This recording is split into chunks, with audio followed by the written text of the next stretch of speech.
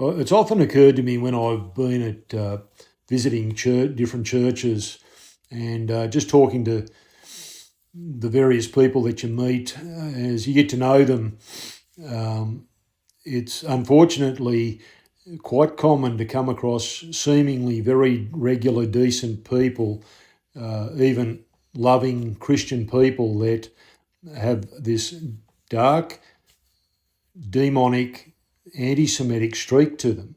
And I think God gives some grace in relation to anti-Semitism, as he does with every other sin in our lives.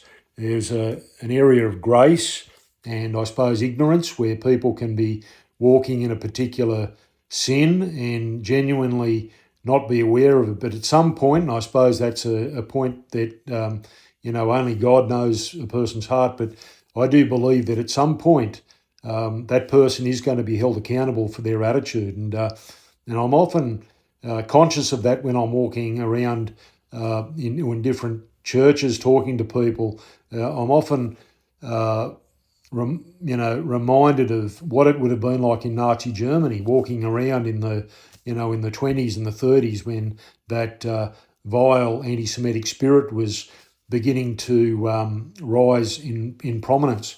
And you'd often be just talking, to otherwise seemingly very decent, intelligent people, maybe at a dinner party or at a church function or at work.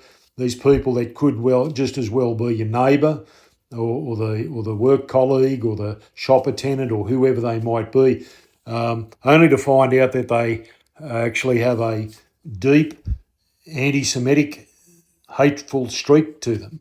And unfortunately, that is a real reality within our churches, within our nation here, and it needs to be confronted. And I think it needs to be confronted from the beginning with the pastors and the leaders in whatever role or capacity. Church leaders need to stand up and take a stand and take a position against this vile anti-Semitism.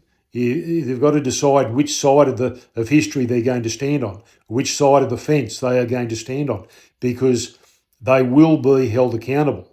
And this spirit is once again right at our doorstep.